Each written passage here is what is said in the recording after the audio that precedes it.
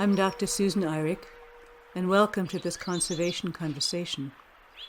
These conversations are designed to contemplate our collective journey together and how best we can find and then maintain our individual paths.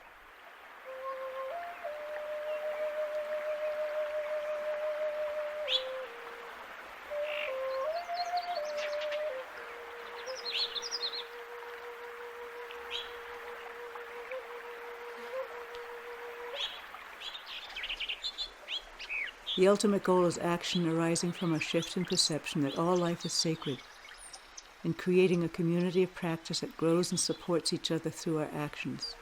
We're delighted you're here.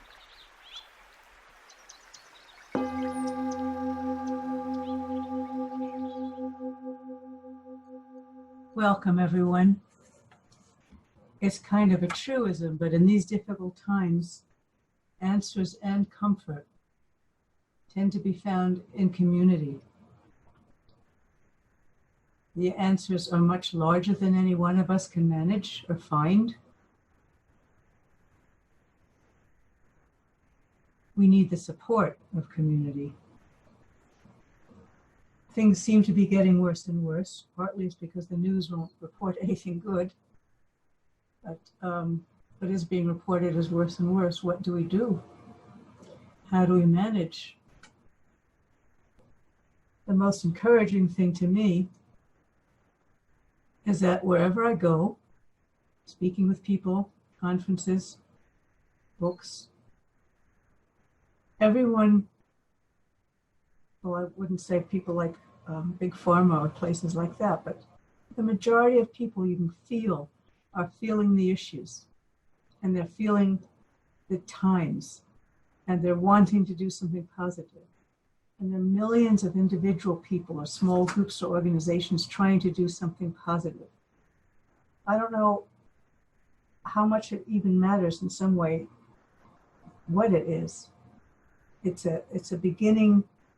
There are millions of people feeling it, and it's like in the air. The two things are in the air. One is despair and discouragement and pain, and the other is people genuinely trying to find their way, us finding our way out of this crisis and seeing the crisis as an opportunity, even if there's going to be lots of terrible things that happen, still an opportunity for us to do a 180-degree flip in our consciousness as humans. And the good news is that people everywhere are feeling it. The difficulty is how do we not get discouraged? How do we not feel alone? How do we begin to connect all of us with the positive energies of all the decent, courageous people trying to do wonderful things and support one another? I'm going to a second retreat called Reversing Extinction this weekend. And 24 of us are going to be sitting together on some sacred land with Native Americans, Black people, women, other Native folks, men. I was invited by a woman who says, what we're doing as humans doesn't seem to be working. Can we find answers from a larger world? Not just Native perspectives, but can we? So we're going to sit together, probably in silence most of the time, seeking to see if there's something larger that's going to speak to us about how do we get out of this. That's one approach. My own approach is really quite simple. Enormously difficult to execute, but really quite simple. If we can change people's perceptions to see that we're in sacred relationship with all life, as that introductory slide says, then everything changes. So my own work is not to listen to the spirit so much, because that's not one of my talents. I think it's a talent that other people may have. My own work is to try and help people understand the wondrous, miraculous planet we live in, and work toward that 180-degree flip where instead of the earth is to be used, walked upon as a thing, a tree to be cut down because we need wood, a supermarket to be gone to buy some steak in plastic or even an apple in plastic without thinking through everything. The radical shift is actually going to be a wonderful thing if we're capable of doing it. It means we'll live in relative harmony, etc. That's my own approach. I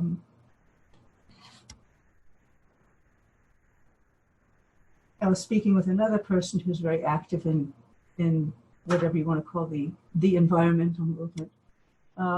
She wanted to redefine the word nature.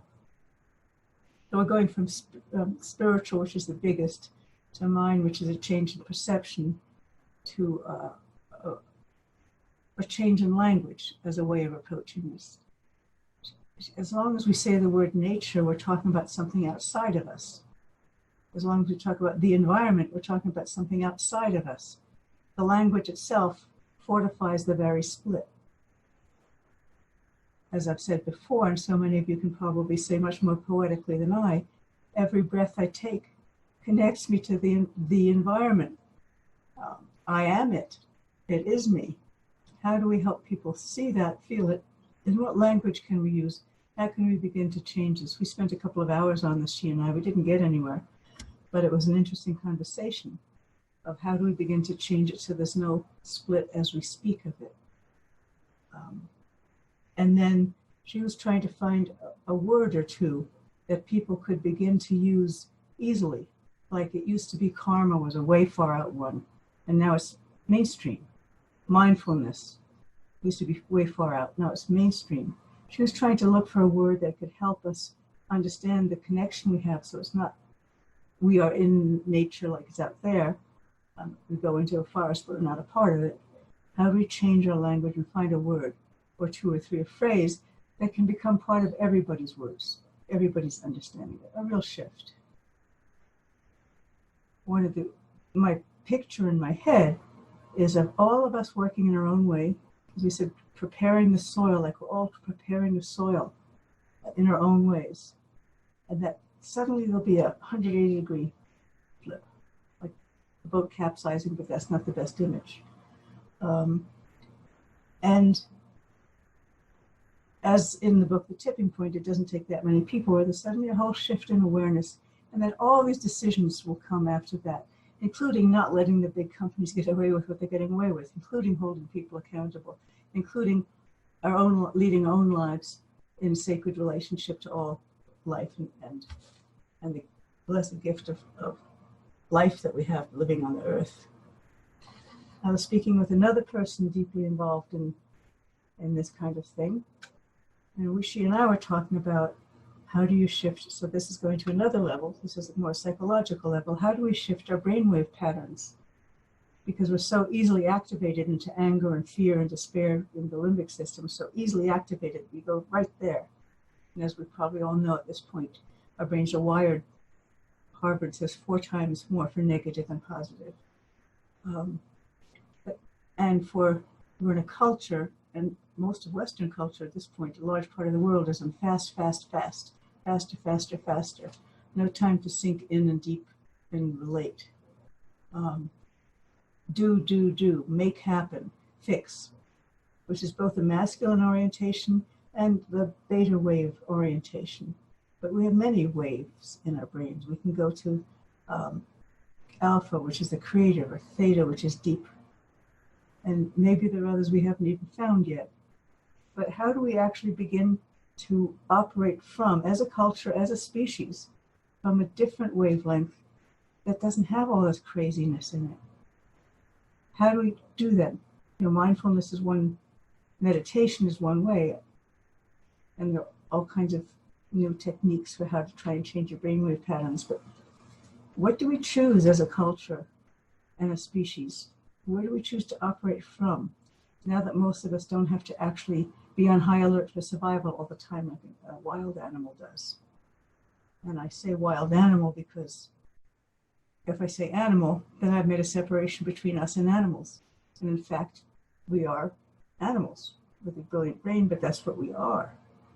So I have to say wild animals or domesticated animals. So those are some of the things that I'm thinking about. There's a I think I spoke briefly about him. There's a guy who does really way far out work called Marco Pogachnik, who I met at that conference in Italy, who talks about the Earth herself going through changing consciousness, and that we're part of that as we are of her, and an evolution, and that we are of it and we can contribute to it. Those are those kind of levels. Then there are much more practical levels like gardening,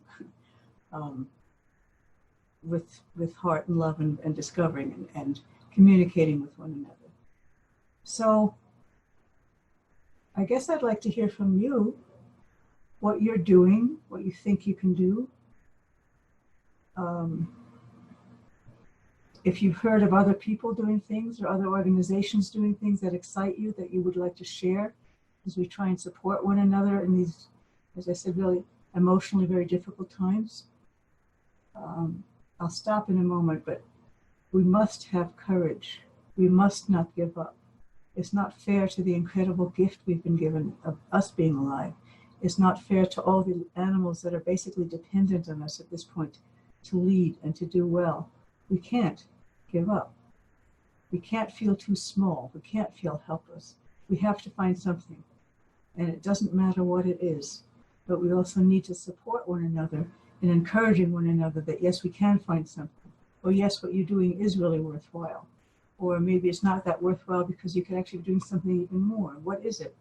But we must support one another and we can't give up. It's not fair or right. So on that note. Thank you, Susan. So we will open the discussion up to the group now. Again, you'll note you are muted to start, and we do ask that you stay that way unless you are sharing. And then if you do unmute yourself to share, please make sure that all background noise has been quieted. And then once you are done speaking, it's much appreciated that you go ahead and mute yourself again so there's no background noise for anyone else. When you do unmute yourself to speak, we would love to know who you are and where you are joining us from. If you're unable to speak through video or audio, please feel free to use the chat box, which is located in the toolbar, and I check that and can ask the group for you. And then lastly, please just be mindful of each other in keeping comments to a respectful length, and as well that they're related to our topic of discussion for the night. So thank you all. We look forward to hearing from you. Do we just, or what? Yep, that works. We can just, as long as we're not talking over each other, just go ahead and jump in. Great. I am really.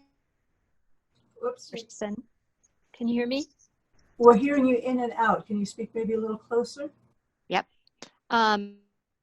Beth Larson. I live in Bend, Oregon, and I'm really happy to be here. Susan, I saw you on the Animal Summit speak, and I was so impressed with what you were doing. I actually am an energy worker and am doing my work with animals, with pets mostly, which is why I was on the Animal Summit, which is why I saw you. And I wanted to join in today just to see what you guys were doing because I'm fascinated. But I have a pretty optimistic view of what's going on because of a class that I'm in right now and sharing that's going on. And before I was in this, I just felt like there were a lot of people working in isolation. But I'm seeing that a lot of people are waking up. Mm-hmm. So I feel positive. And I'll let that go right there. Mm-hmm. Who's next?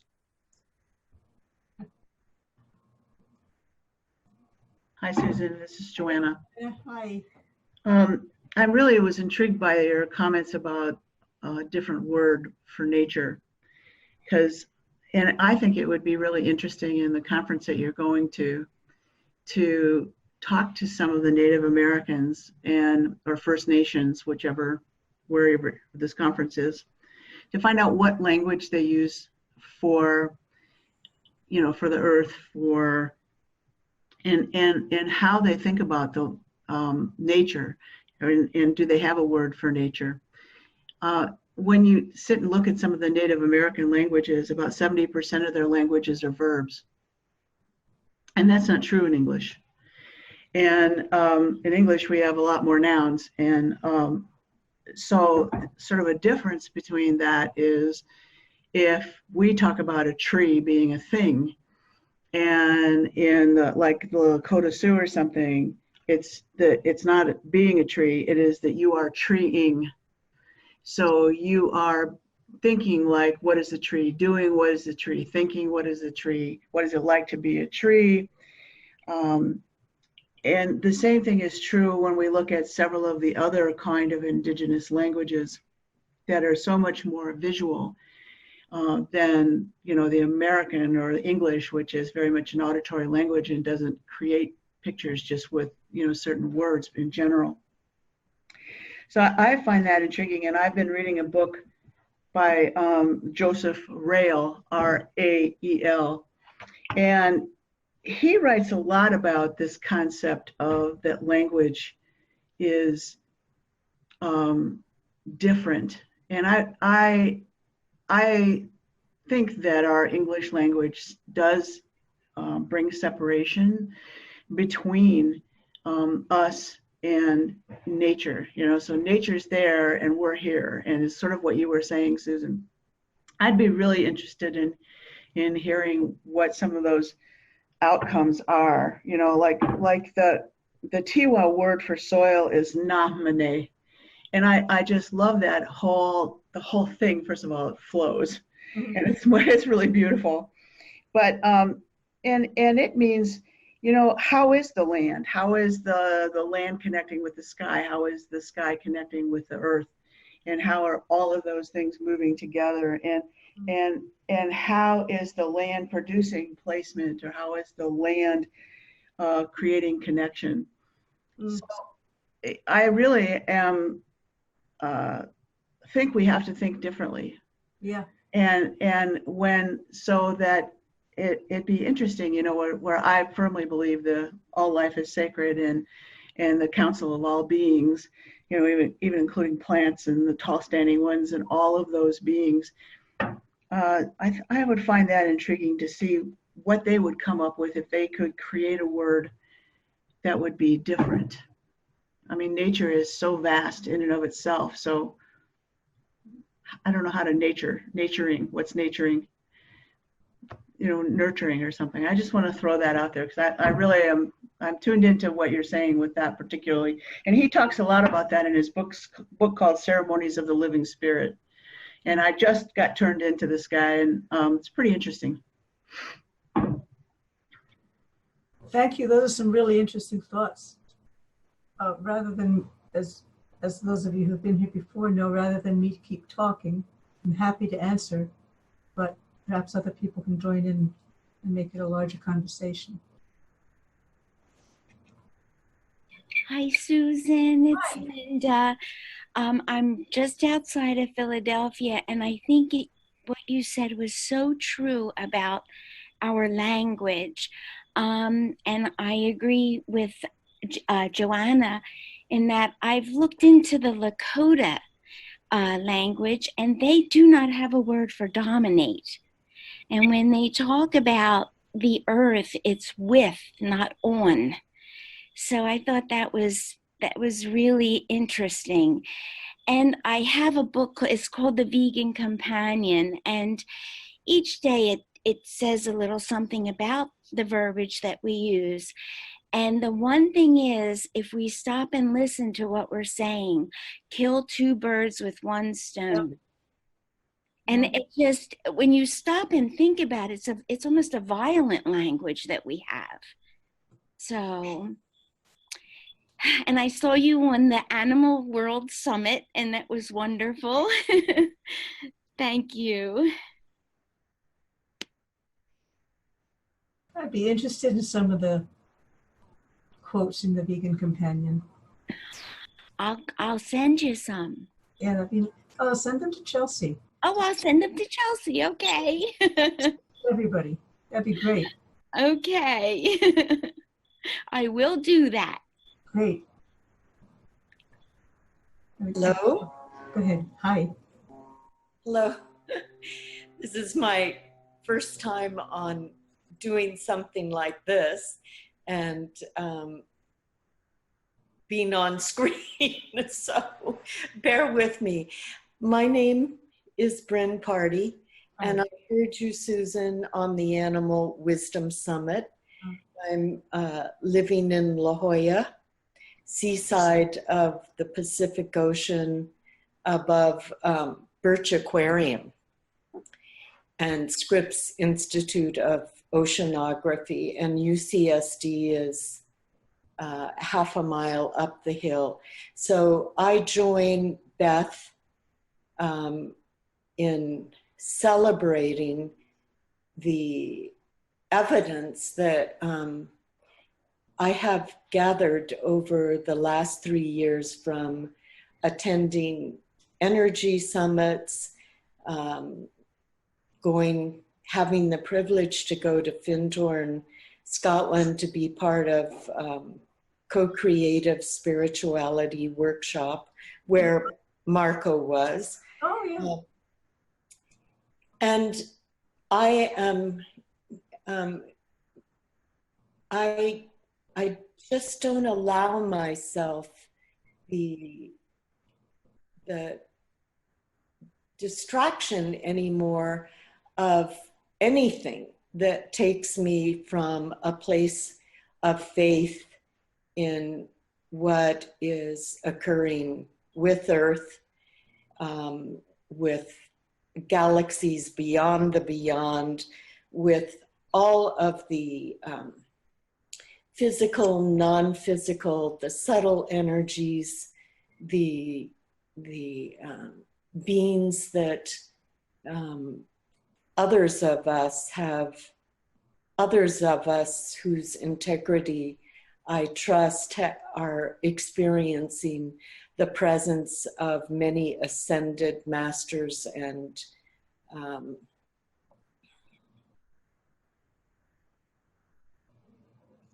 representatives of other civilizations that are focused on helping the Earth move from what I'm understanding is being labeled the ascension from 3D reality into 5D reality. And there's so much on that being written that you can find it on Google.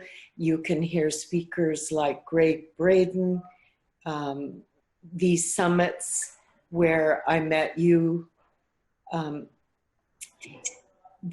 I am involved also in energy work, Beth, and I'm taking right now a workshop offered by the Shift Summit on Eileen McCusick's biofield energy. And I'm in that class, Bryn. oh, you are. I wondered if that's the class you were taking. And it is so uplifting. There are just so many ways to partake in the moving beyond the appearances, that reality that is presented to us now. And I find it very, very helpful to understand that this is part of the extinction phase of these times, that the sewerage is coming up to be recycled for the light to pierce it, and it feels uncomfortable. And those of us that are still stuck in that reality and invested in that reality are having an especially difficult time. But I do have lots of resources. If anyone, I will be glad to leave my email, or Susan may give it out. I have many resources that I am just in awe of. Personally, my awareness came of working with subtle energies, the devas, and the different energies that I could feel and intuit, but had no vocabulary for, was from Michelle Small Wright's Paralandra, and her book Co-Creative Spirituality changed my life. I don't know what you call this new awareness and intelligence where so many of us are realizing that we are God incarnate and nothing that we perceive or understand is not a different frequency or vibrational form, whether it takes the form of a tree, an ant, or whatever. Nothing is not divine. And so I'm finding ways, animal communicators, I just had a wonderful experience communicating with the devas of the termites that had invaded my current residence. It's just joyful right now for me. And I know that many of you who are in the front line, Susan, doing what you do are exhausted. But there's just, I just have faith that those that are in touch with the different modalities and form of spirit that are helping us make this transformation into a new kind of being human, that I just don't allow myself to despair. Language is very important, but language doesn't rule us. We discern what words to use. So it is amazing that you came up with kill two birds with one stone. There's so many others that are so subtle that when you really start thinking of the way in which you express yourself are so habitually, culturally ingrained that it leaves you just, you have to laugh. And you have to marvel at the way in which we have accepted these forms of speech with, you know, just because we've been acculturated or grown up with, or it's the language of the current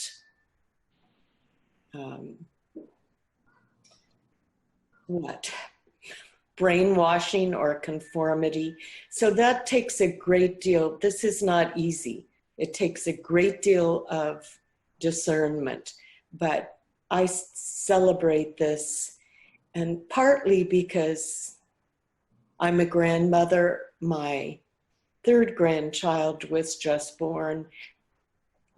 When you're with these beings at 3 months old, this being is just like, you know, wondrous and curious and just so sensitive.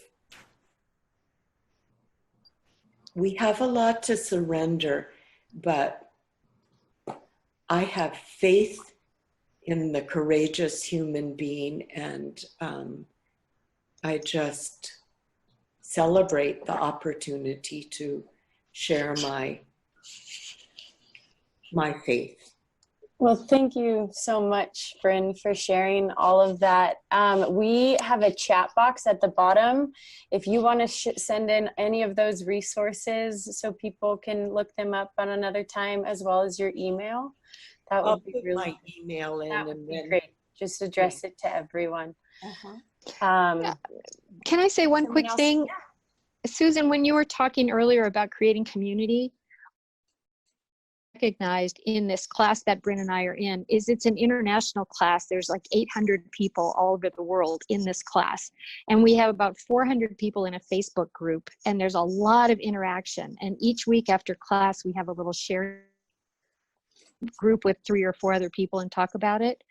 And from this group, that's what made me feel like there are all these little pockets of people working all around the world, but like you said, they're just not connected. And when we got connected in this class, all of a sudden you recognized how much power there was. Oh, yeah.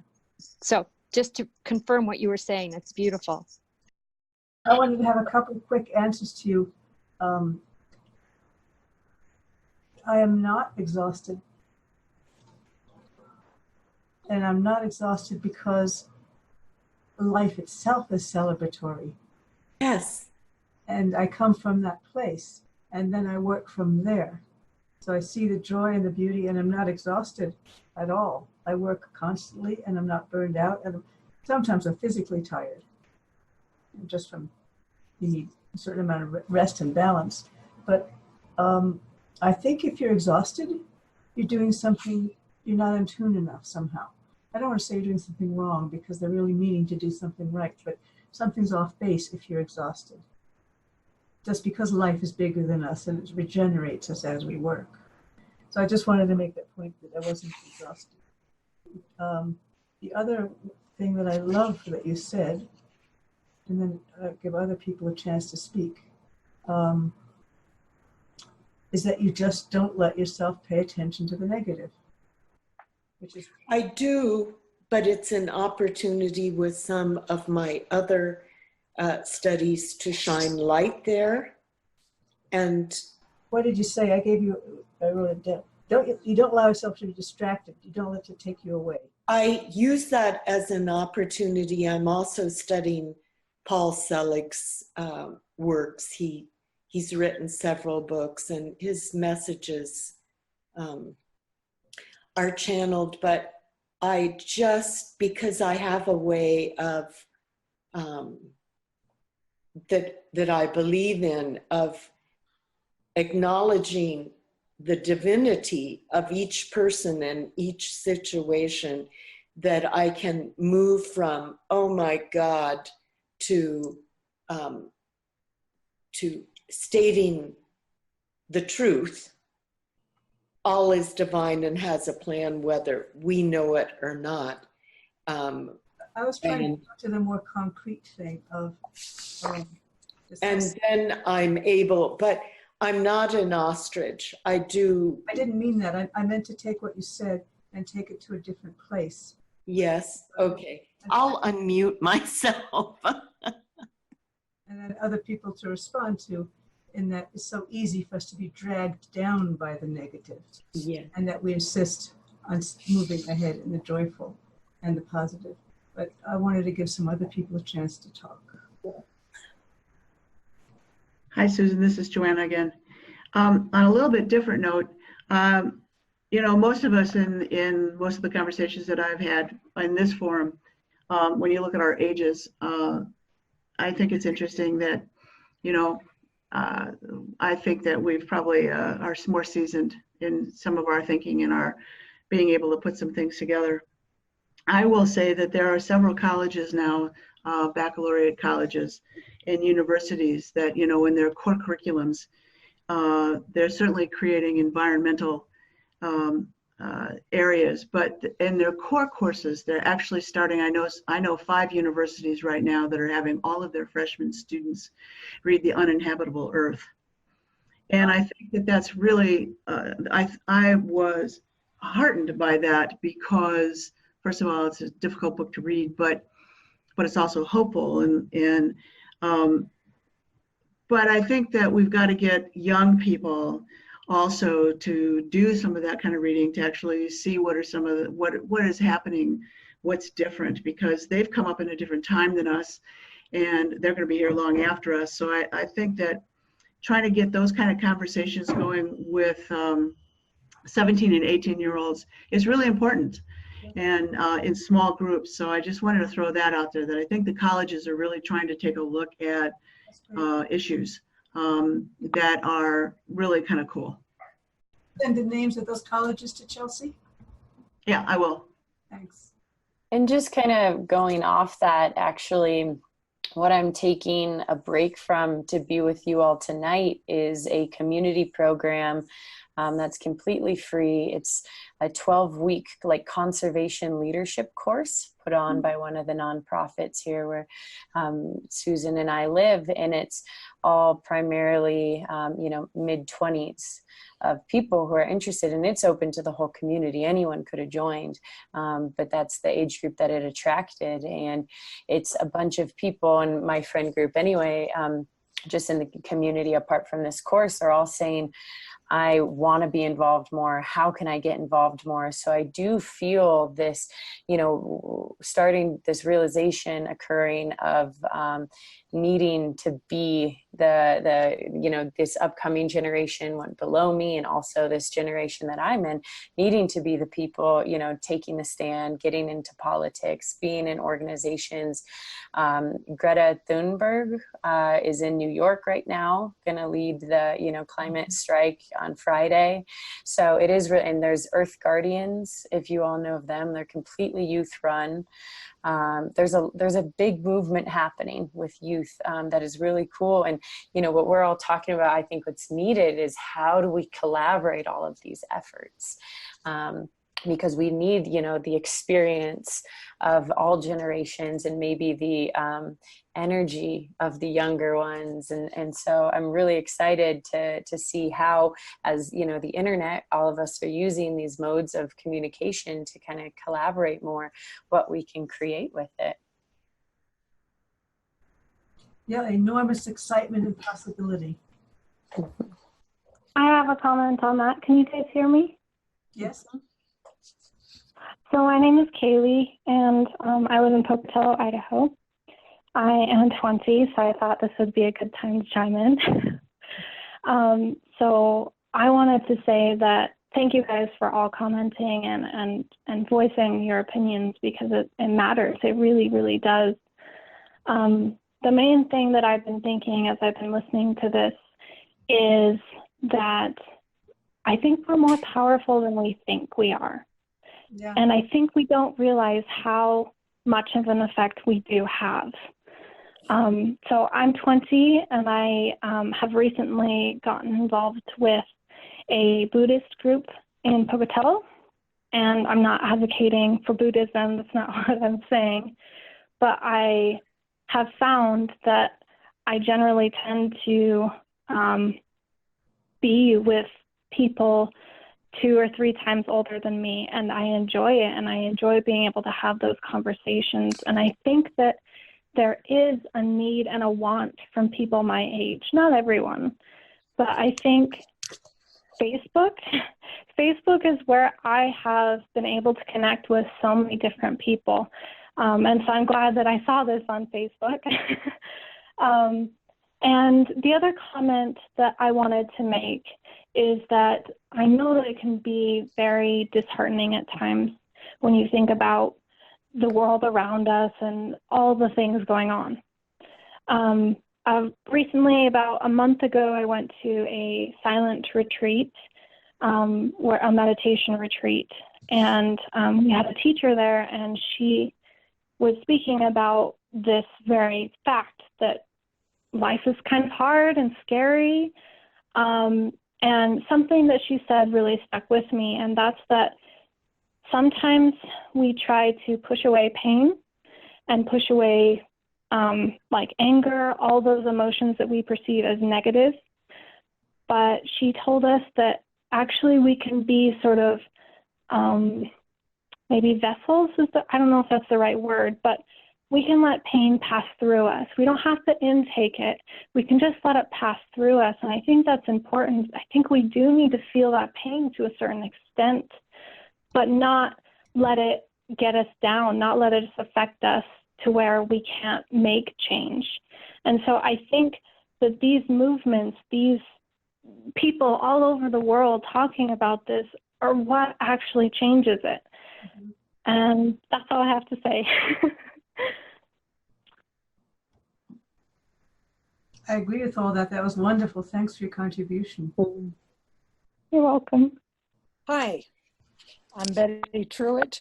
I live in Mount Laguna, California, up in the mountains from La Jolla. I know where La Jolla is. I have a cousin that lives, or three cousins who live in Lansdale, Pennsylvania, and nightly they feed a group of deer who have become very, very, very appreciative of what they do. And they come in and they feed them apples and they give them fresh water. And it's so wonderful. The deer have young fawn, and that's wonderful to see. I like the way they are able to find something to do of value. I don't have that right now. I've been feeding birds, but I don't have any deer around where I would live, so I can't do that, but that's all right. I say hi to the ravens, and they seem to answer. I don't know. I'd like to be able to do more. I'd like to give more money to you at Earthfire, but I can't. That's all right. I'm one of the older persons that are tuned in. I don't know how many people you have who are over 80, but I don't know. It's one of those things. I just don't have much more to say. But I think the ravens is nice. And I think you might want to work on that a little bit. The what? The ravens? Speaking to the ravens. Saying hi to them. Oh, I do. I was driving home from town today and I saw a pair. Oh, and I said, hi, ravens. And it seemed as though they almost looked at me, but I'm not sure. We were going too fast. So I don't know. I didn't hear them. I don't hear them. But I know they know that they like to be seen and they like to be told they're beautiful. Mm-hmm. And I don't think there's a living thing on earth that has to be told that. Well, I tell as many things and people that as I can. And you all are beautiful, so thank you. Talk to you later. Thanks. And I think you're very beautiful, Betty. And I'm sure the birds love you. Thank you.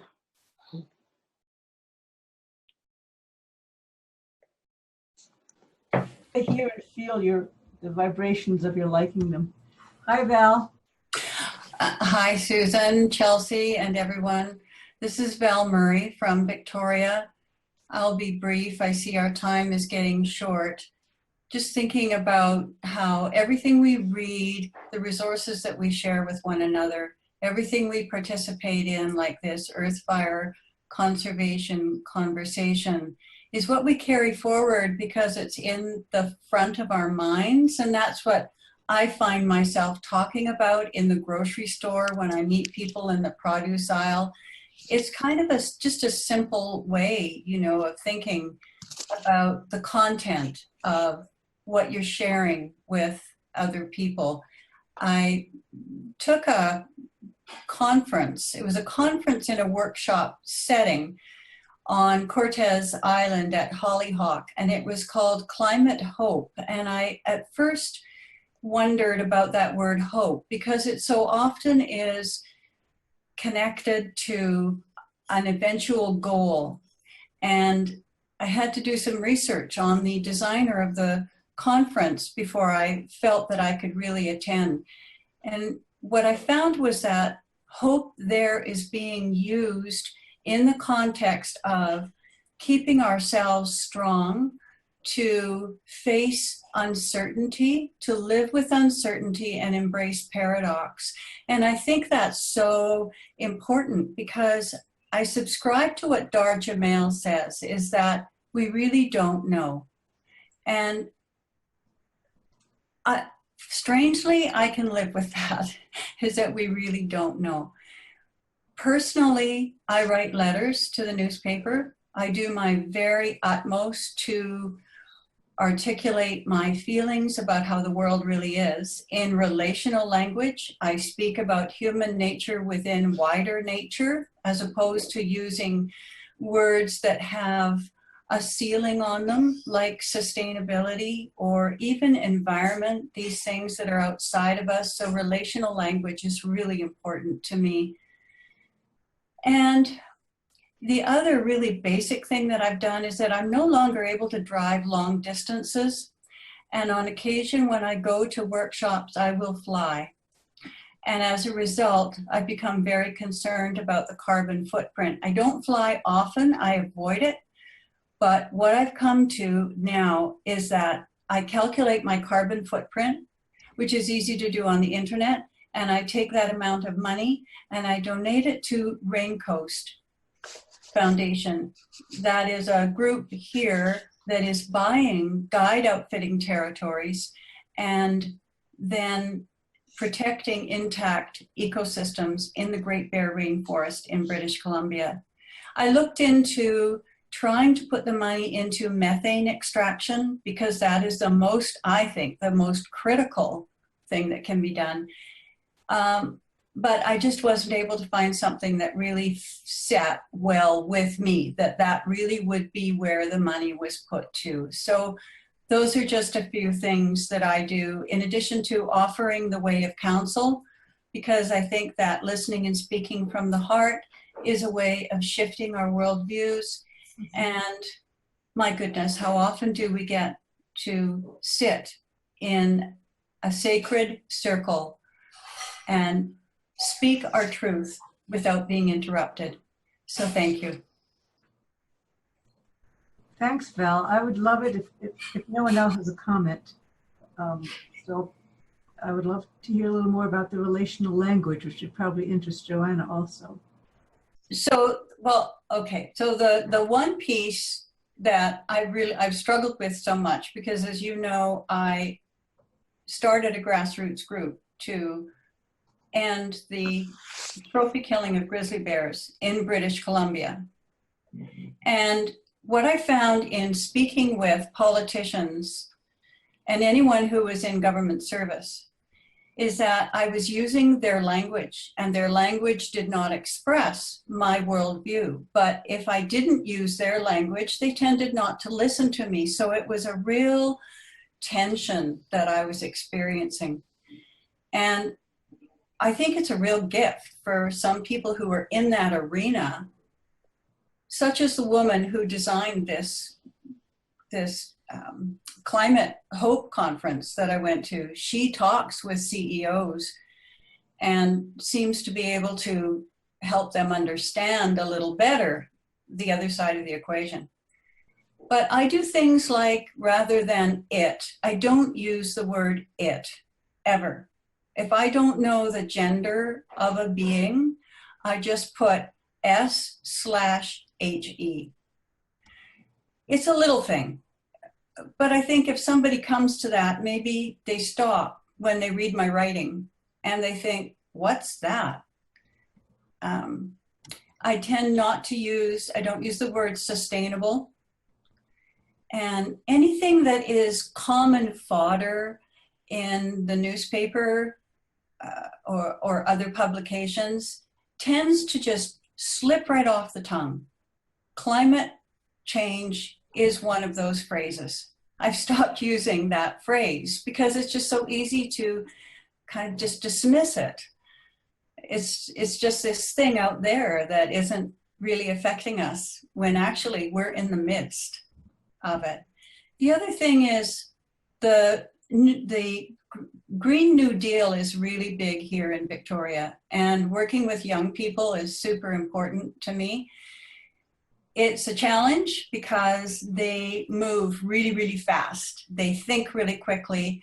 And so building bridges with them and how to talk about things is pretty exciting. I see our time is 5:54. Maybe you have some closing comments, Susan, that you'd like to make. That's what I could offer for now. Thank you. Can I ask Val, what do you use instead of climate change? What would you say?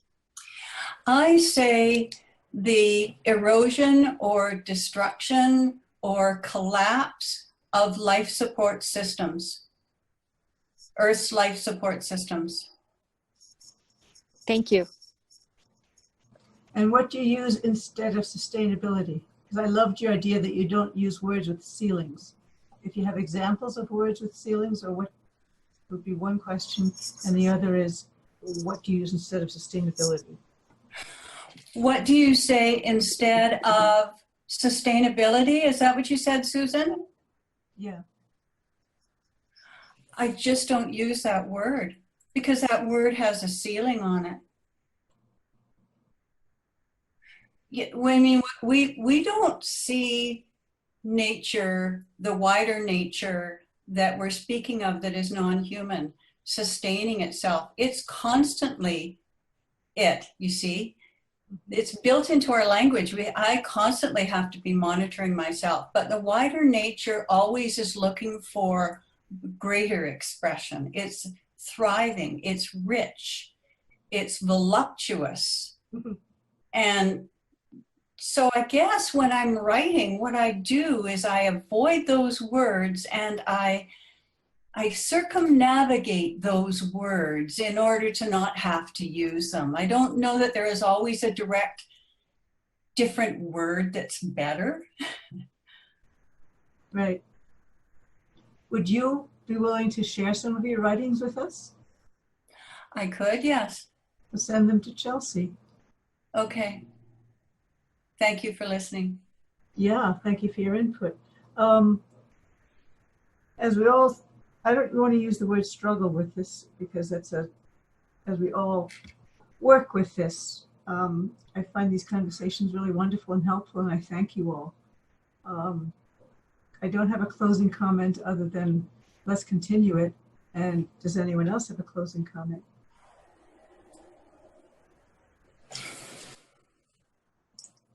I wonder if the gal who was talking about how easy it is to determine one's carbon footprint worth could give me a direction to find out how to determine that. Sure, send that to Chelsea. Yes, we'll send it to everybody.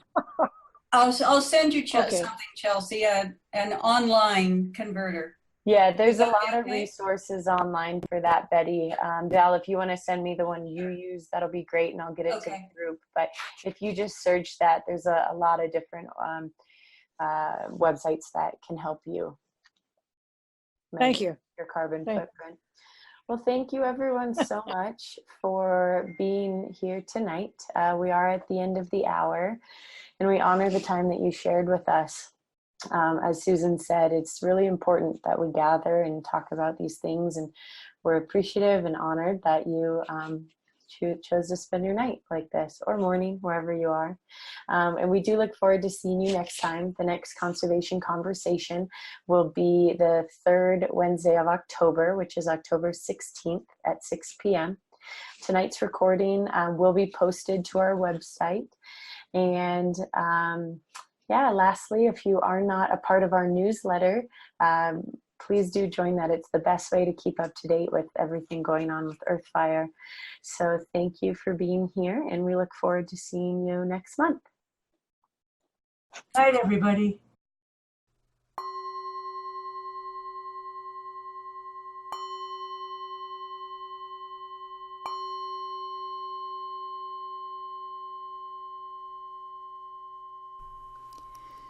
Conservation Conversations are a production of the Earthfire Institute, a wildlife sanctuary and rehabilitation center whose mission is to change how people see and therefore treat wildlife and nature. Join us as we work toward becoming a committed and supportive community of all beings. Earthfire depends on your donations to continue these conversations. You can donate at our website, www.earthfireinstitute.org. The soundscapes are by Wild Sanctuary Presents, Bernie Krause and Philip Arberg. Thank you for listening. Please join us for these monthly conversations.